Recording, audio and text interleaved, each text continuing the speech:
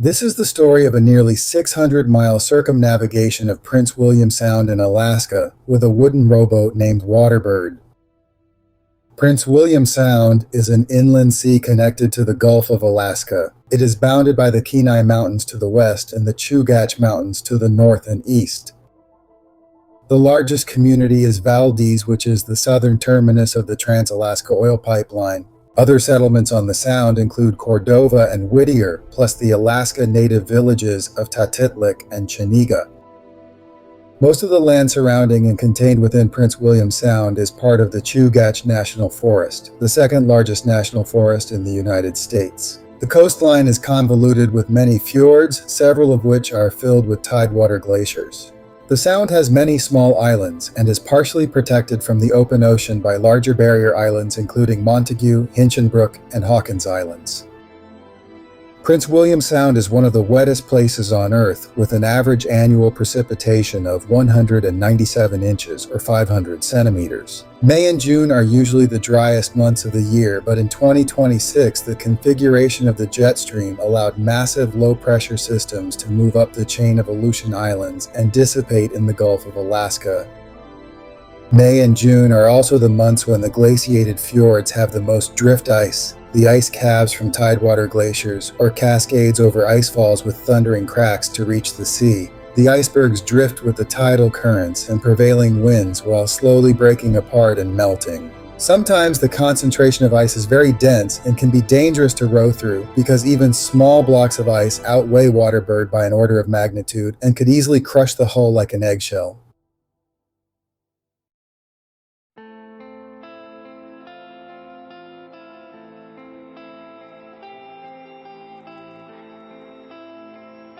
The plan was to circle the Sound clockwise starting from Whittier on Passage Canal and to visit as many tidewater glaciers as possible.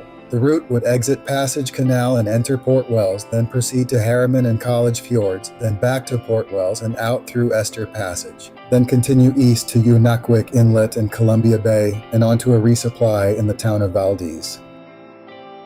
After a brief rest, the route would proceed south along the eastern shore of the Sound, passing Jacks Bay and Galena Bay to reach Tatitlik Narrows, then crossing Port Fidalgo and Port Gravina and following Orca Bay to connect with Orca Inlet to reach the village of Cordova for a second and last resupply. Leaving Cordova, the planned route would traverse the shoal waters of Hawkins Island Cutoff, then cross Hinchinbrook Entrance and continue south through Montague Strait to reach the Gulf of Alaska at Port Bainbridge.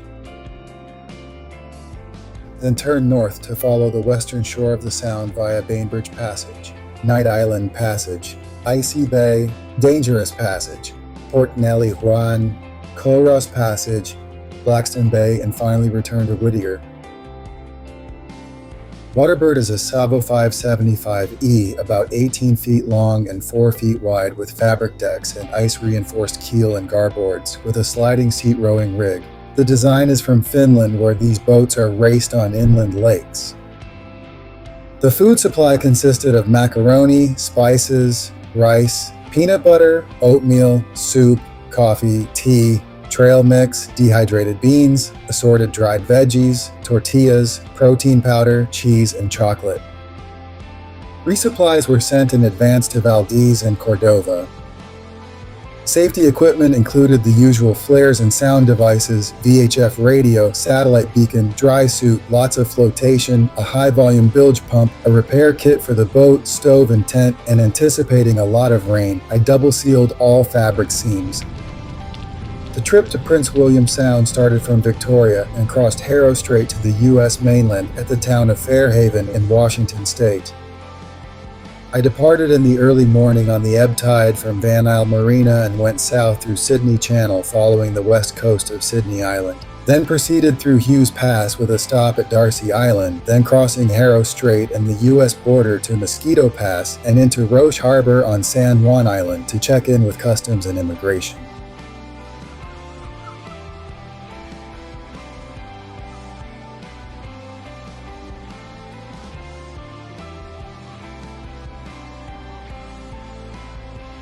I parked the boat for the night at Roche Harbor, then visited friends at the University of Washington Friday Harbor Labs.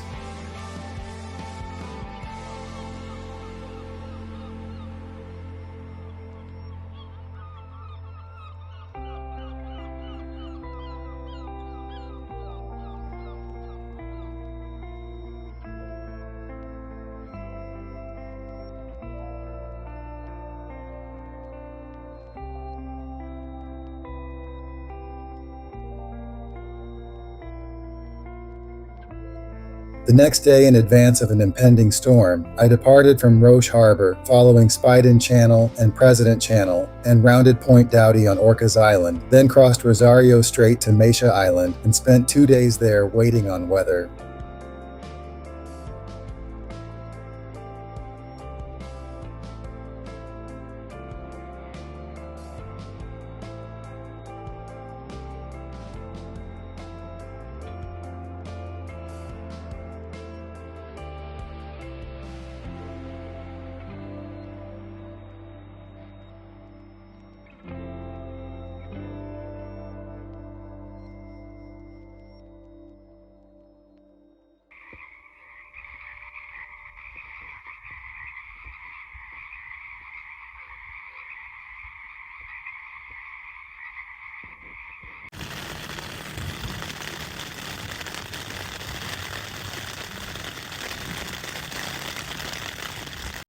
When the storm subsided, I crossed the Strait of Georgia, went through Hale Passage between Lummi Island and the mainland, and entered Bellingham Bay, and then crossed over to the community of Fairhaven.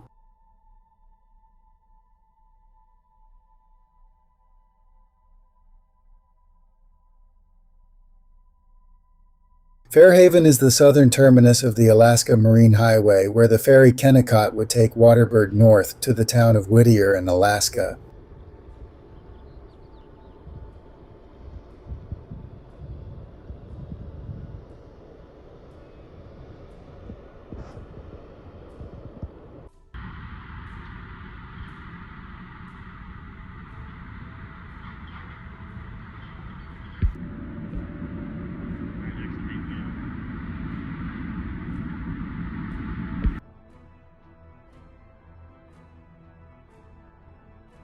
Keep it going. Get more than you think. There you go. Okay. All right, that's good now.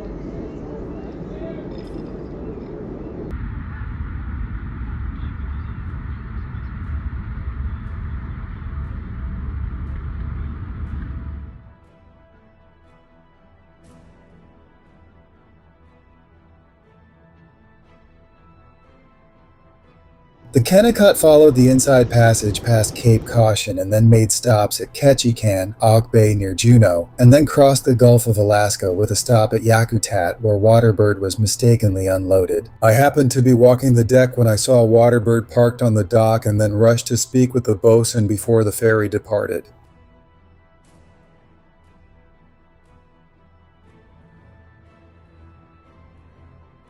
We arrived in Whittier early in the morning. The town has a population of about 270, and almost all residents live in one building built by the military in the 1950s. The town is now a major cruise ship terminal, and during the summer, the community and surrounding area are inundated with passengers on various shore excursions. Whittier is connected to the road system by a dual-purpose one-lane tunnel, originally blasted through the mountain separating Passage Canal from Cook Inlet for a railroad track, and is now paved to allow vehicles. 3 severe storms were lined up in the Gulf of Alaska, forecasted to last 3 to 4 days each, with 1 to 2 days of fair weather in between. After a few days visiting friends, I rode Waterbird out through Passage Canal and headed for Decision Point, where a public use cabin is located at Squirrel Cove.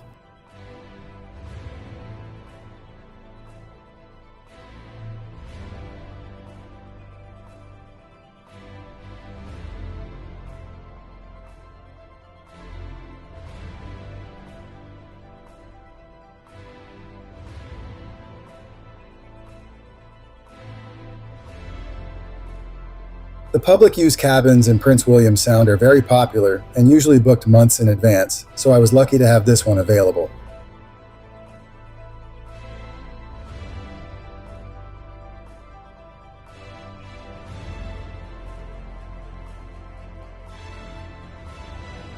The following day I continued on to Port Wells and turned north toward Harrison Lagoon and used another public use cabin there.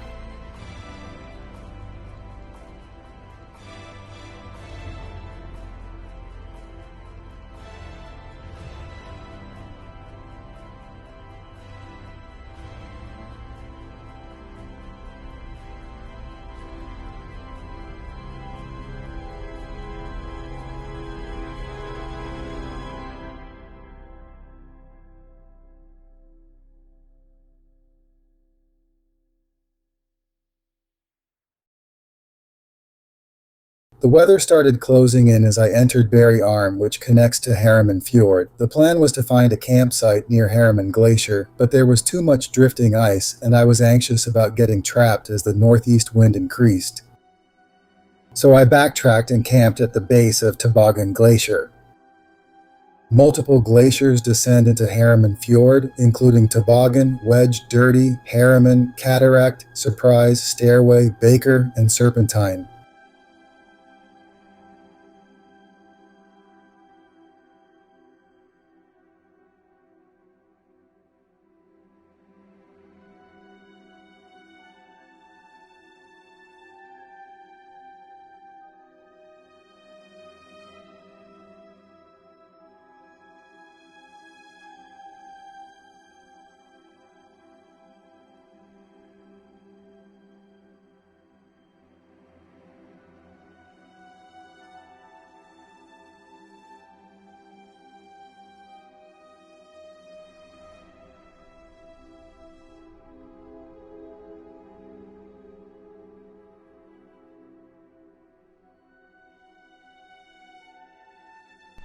A mating pair of American oystercatchers shared the beach with me. These birds are very territorial and nest on the ground, usually under a drift log or a shallow depression scratched in the gravel. I spent 2 days at this one site, waiting for the storm to subside.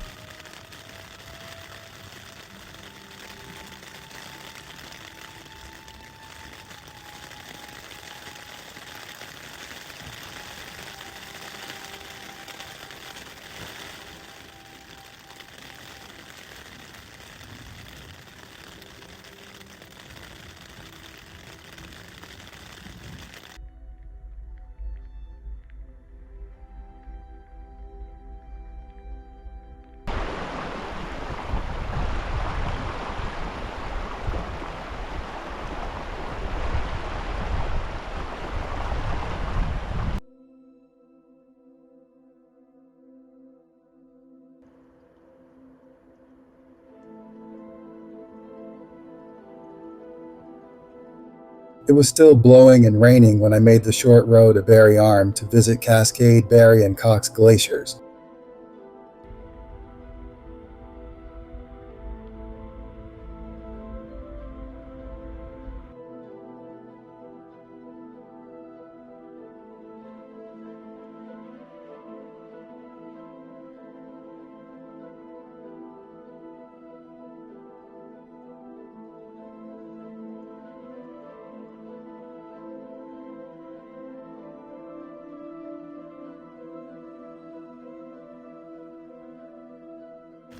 Then I spent an extra day on a beach near the base of Cascade Glacier waiting for the northeast wind to subside before attempting a crossing of College Fjord.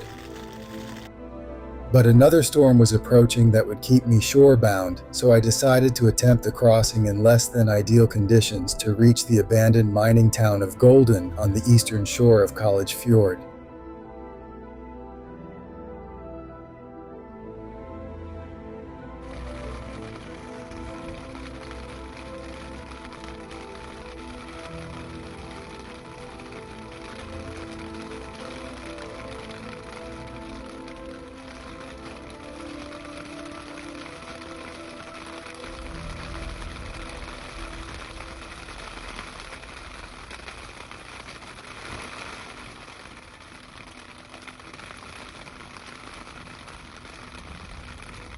I spent another weather day at Golden hoping the northeast wind would abate, but the forecast was not good, and going farther into College Fjord where there are few takeouts or campsites was no longer possible.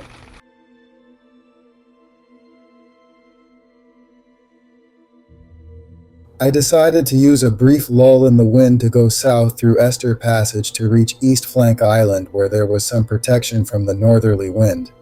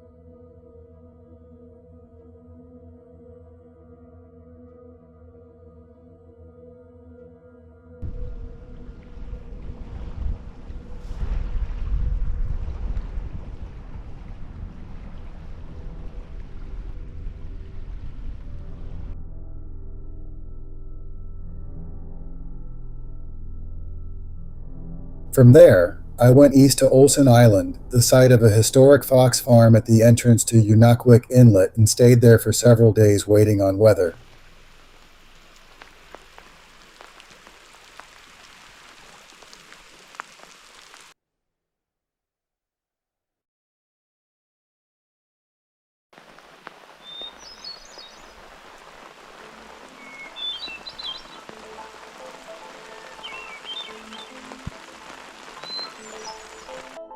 Then in heavy rain but less wind, I proceeded north into Unakwick Inlet to reach Miners Bay.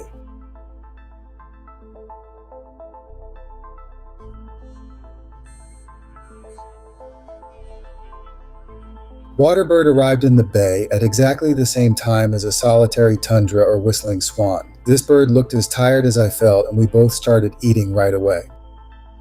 Miners Bay was the epicenter of the 1964 earthquake, when much of eastern Prince William Sound was uplifted, creating elevated beaches, while land in the western sound subsided, fatally submerging spruce trees, resulting in now standing dead ghost forests. The earthquake also caused local landslides that created tsunamis, which damaged or destroyed many of the villages and historic canneries in the sound. I spent another day waiting on weather, then rode to the head of the fjord to see Brilliant and Mears glaciers.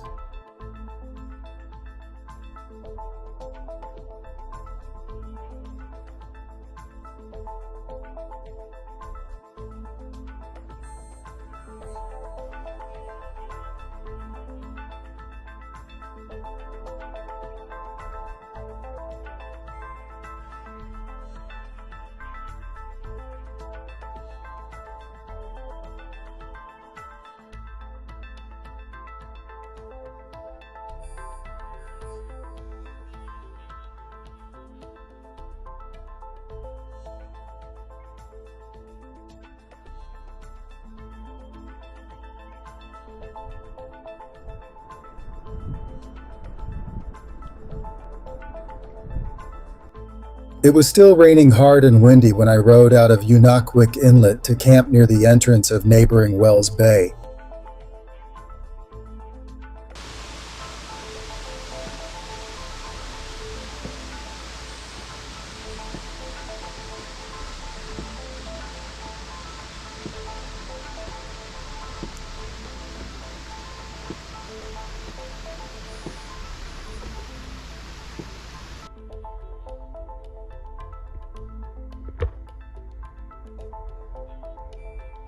Thankfully, the rain stopped that night and I had a chance to drip dry.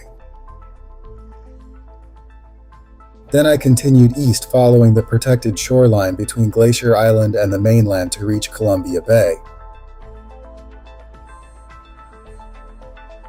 Columbia Bay was formed by the retreat of the Columbia Glacier. From 1794, when Vancouver explored Prince William Sound, until the early 1980s, the glacier terminus was stranded on the moraine north of Heather Island. Thereafter, it became one of the fastest retreating glaciers in the world.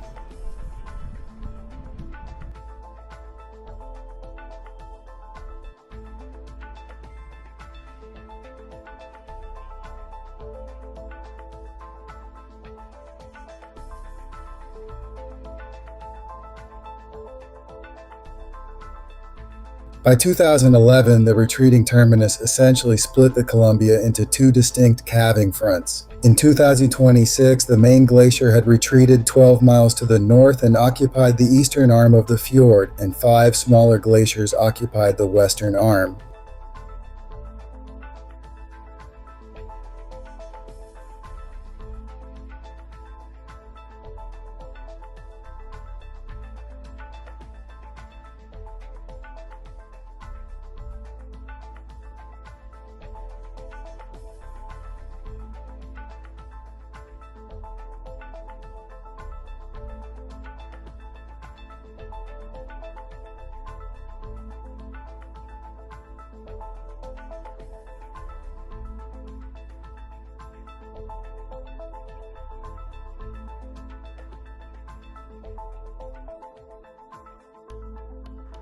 I camped for 2 nights in Sawmill Bay, where I was welcomed and a little intimidated by a chorus of howling wolves.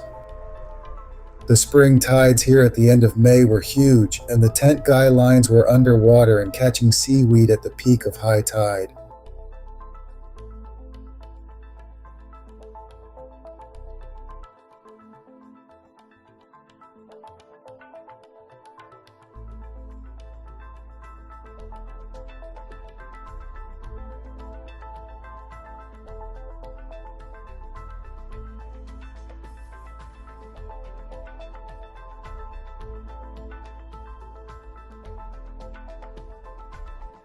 From Sawmill Bay, I rode into a strong northeast wind past Potato Point and entered Valdez Narrows, then continued past Shoup Glacier to reach the community of Valdez.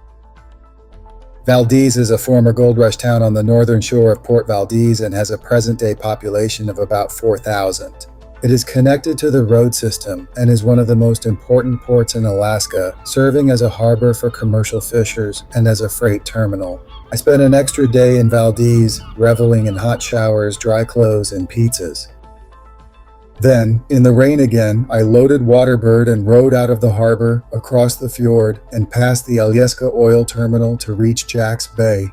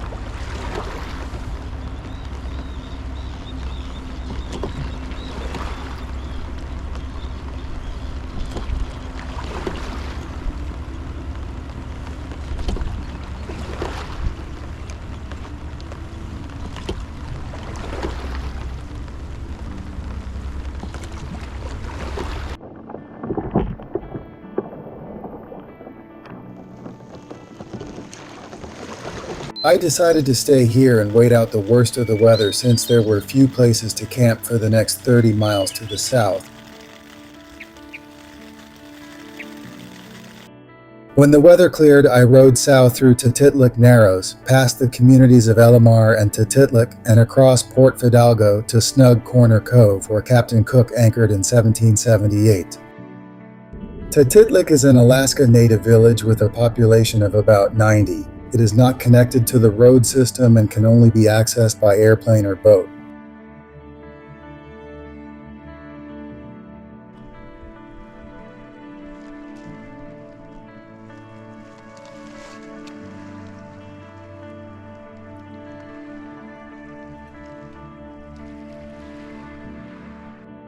With good weather forecasted, I then rounded Knowles Head, staying inside of Goose Island, and crossed Port Gravina with a strong tailwind to camp on Gravina Island.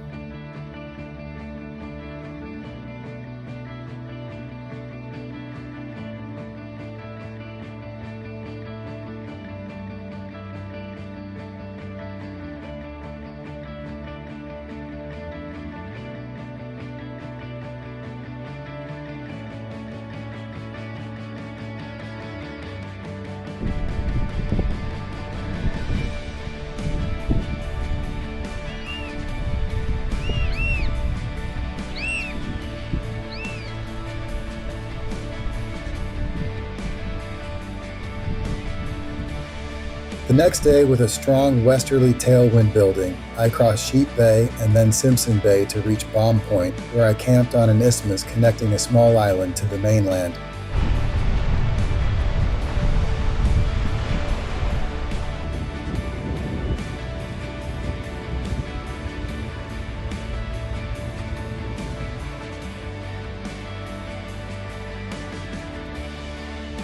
This made for an easy run in calm weather to Orca Inlet and the town of Cordova for my second and last resupply.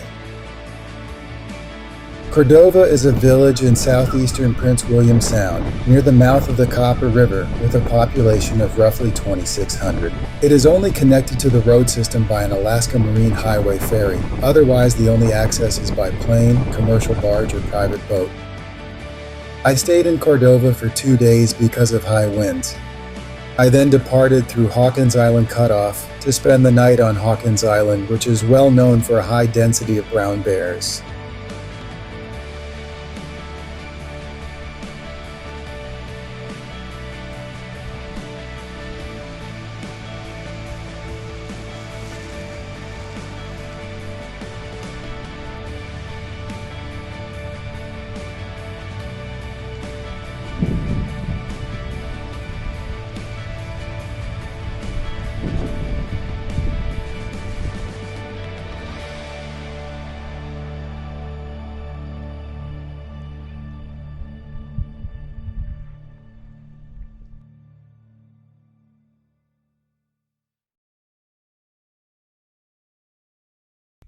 Brown bears have scent glands in their feet and have the unusual habit of using the exact same footsteps repeatedly to create distinct trails that serve as territorial markers for other bears.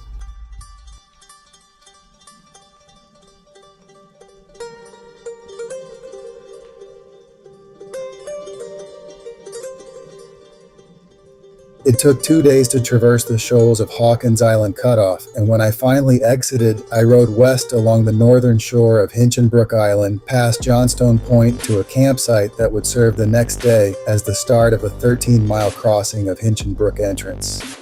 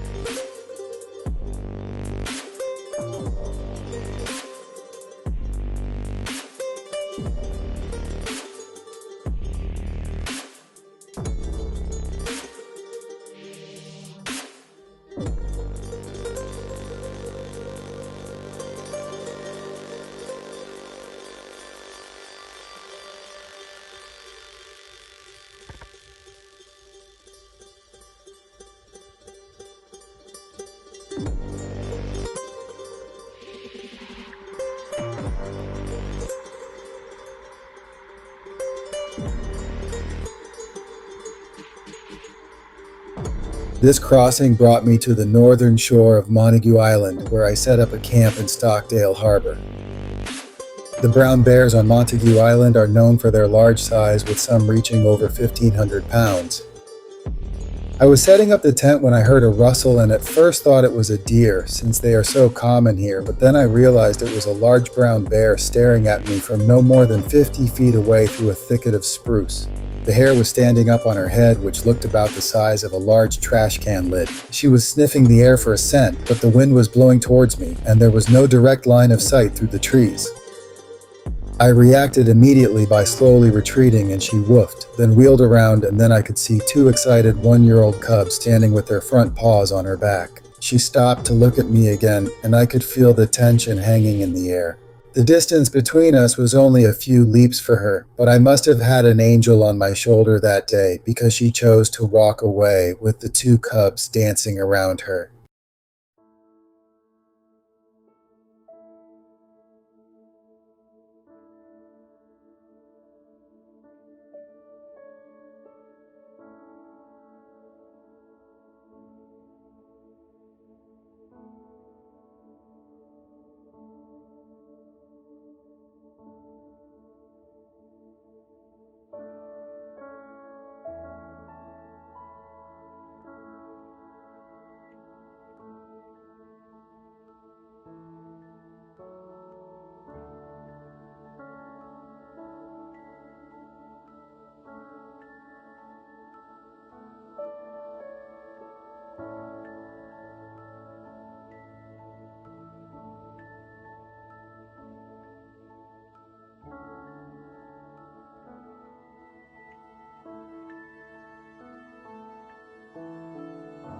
I crossed Montague Strait, leaving Green Island to starboard, and in a heavy cross swell made Hogan Bay on Night Island, where I waited out the next storm.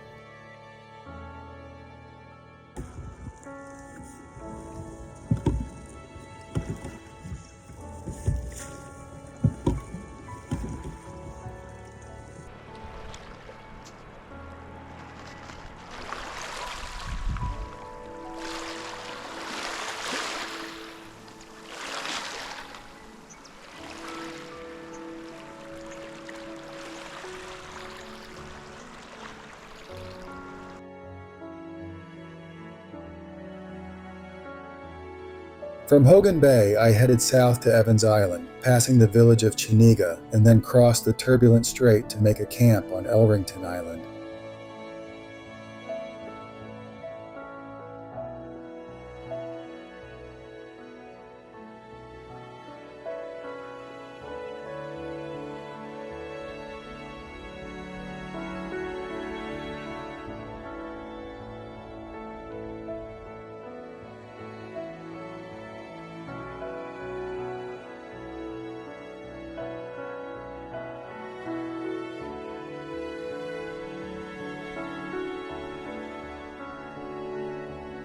Chiniga has a present-day population of about 50 and was established by survivors of the 1964 earthquake that destroyed the original community on Chiniga Island.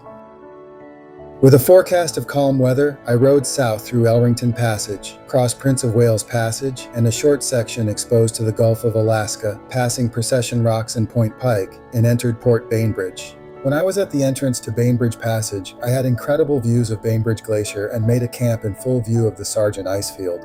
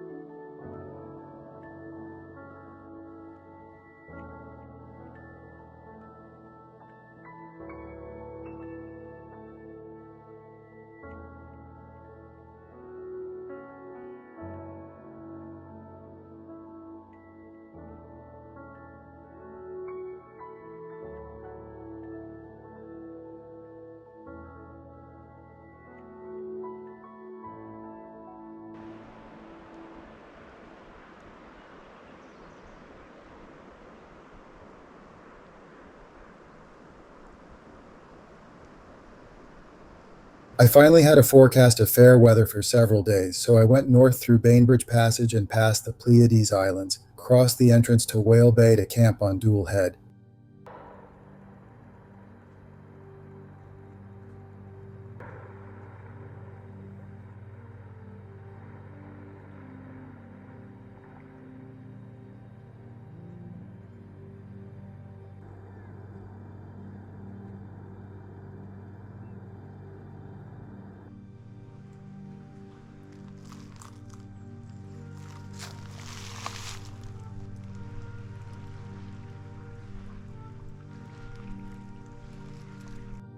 From there I went to the head of Icy Bay to visit Tiger Glacier, and then back out to Gahana-Ak Bay to wait out another storm for a couple of days.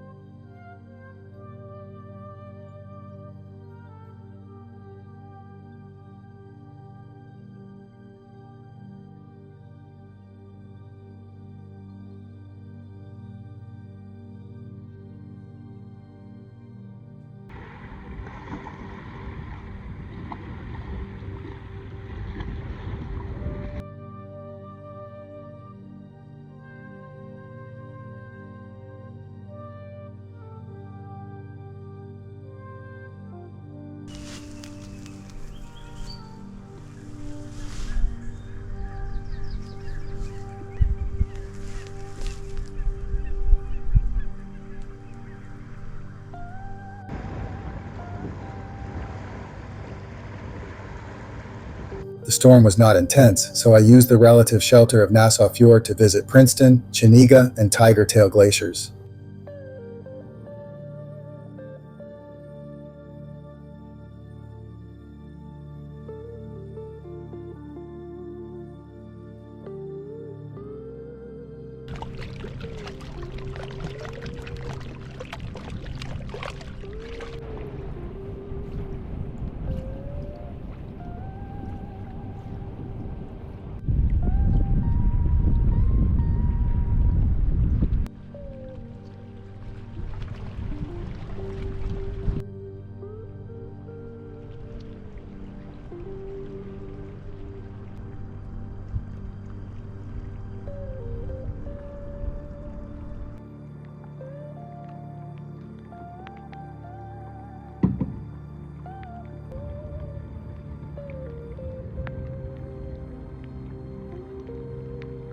From there, I went north through Dangerous Passage to reach Camp Cove and Ewan Bay.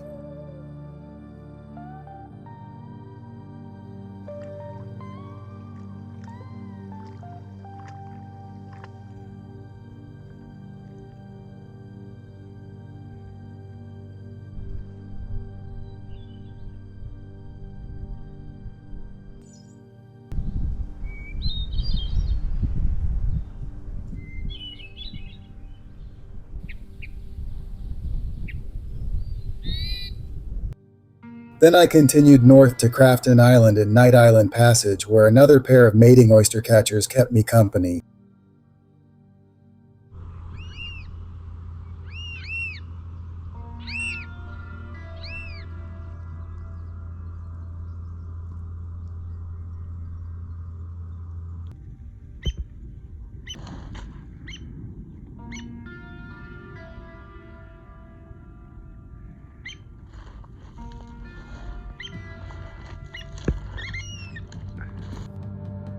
My next stop was an island in Foul Bay, only a short distance away.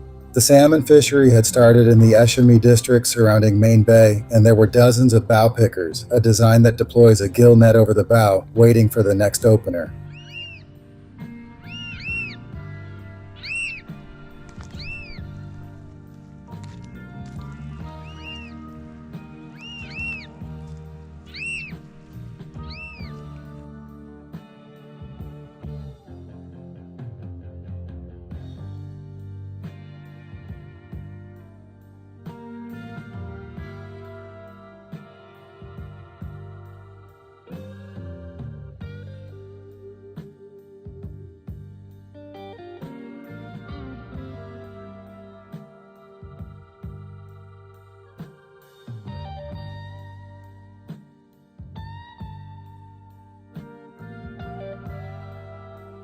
Then I used a couple of calm weather days to visit Nelly Juan Glacier in Port Nelly Juan and Taylor Glacier in Kings Bay.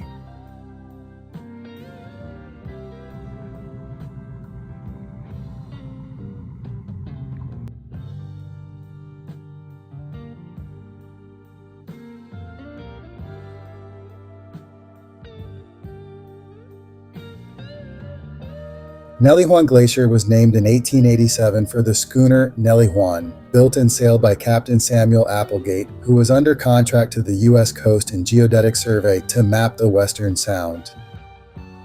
The views from my campsite on an old moraine at the base of the glacier were spectacular under clear blue skies.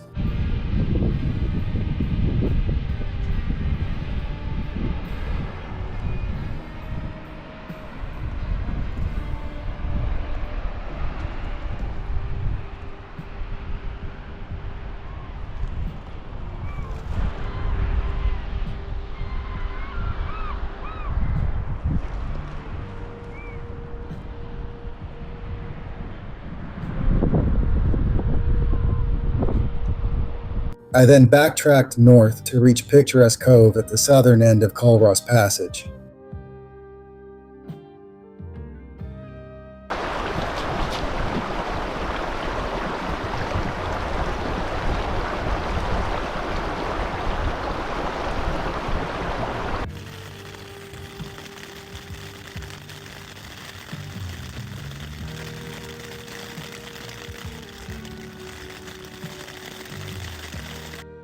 Culross Passage connects to Port Wells, so I was getting close to the end of the trip.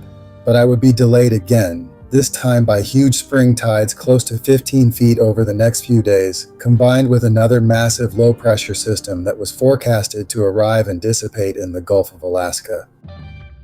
With a strong easterly wind already building, but in the relative shelter of Culross Island, I proceeded north through Culross Passage, intent on reaching a small campsite that was in the lee of the forecasted easterly gale force winds and safely above the highest forecasted tides. When I arrived, the tiny campsite was already occupied by a group of 16 kayakers and all their gear. Ironically, these were the only other humans I encountered camping on the entire trip. There was little room for me except for a marginal tent site on a grass-covered sandbar. It was already pouring rain and the winds in Port Wells to the north were unsafe for me to continue, so I decided to take my chances and set up the tent. The storm system was forecasted to bring several inches of rain overnight to Prince William Sound, followed by high winds at daybreak. The next high tide was forecasted to peak at 19 minutes after midnight. At 11 p.m., a fleet of gillnet fishers arrived and anchored in this little cove seeking shelter from the storm. 30 minutes later, the sea level was up to the grass line. A few minutes after that, I was startled when my water-activated inflatable life jacket, which was on the ground outside the tent, self-inflated with a blast of pressurized CO2. At midnight, there was 4 inches of water surrounding the tent and still rising. It felt like I was on a refrigerated waterbed, and the only way to keep the ocean from flooding the tent was to stretch the floor pan to keep the door zipper above sea level. The water started receding about 30 minutes after midnight. At 5 a.m., the wind arrived with gusts forecasted to reach 40 miles per hour. A nearby weather buoy reported gusts of 45, and at Whittier, the harbor master would later tell me the winds reached 60 miles per hour. It was the only time on the trip that I thought the tent would collapse, and I spent several anxious hours holding on to the wildly flexing tent poles.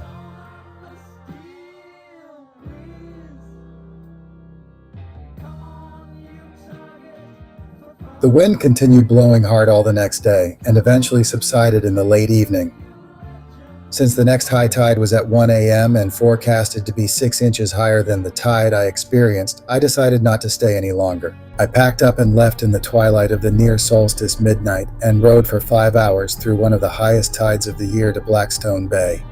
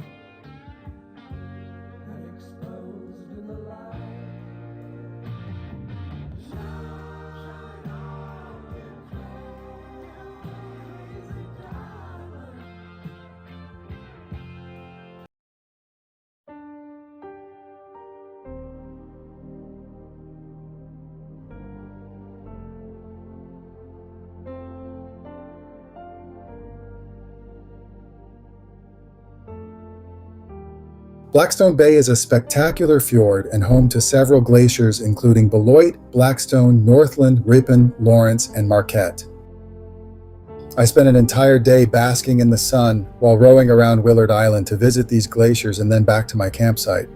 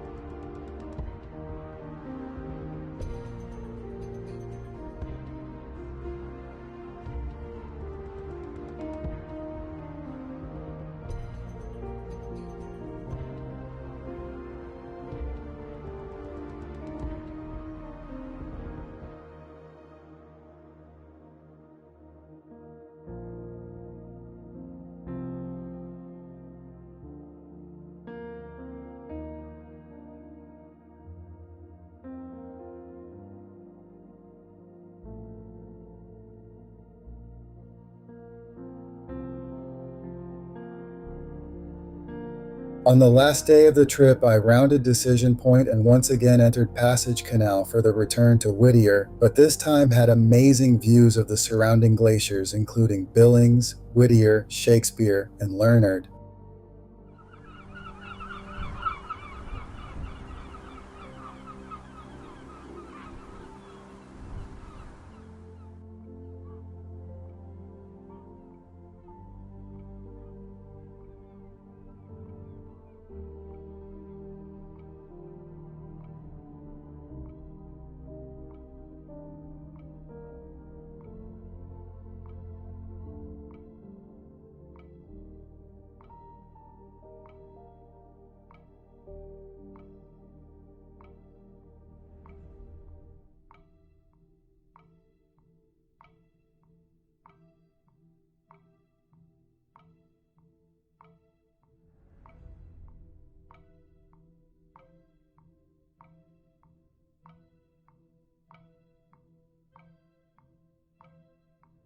Thank you for watching. Please subscribe to this channel for more videos coming soon.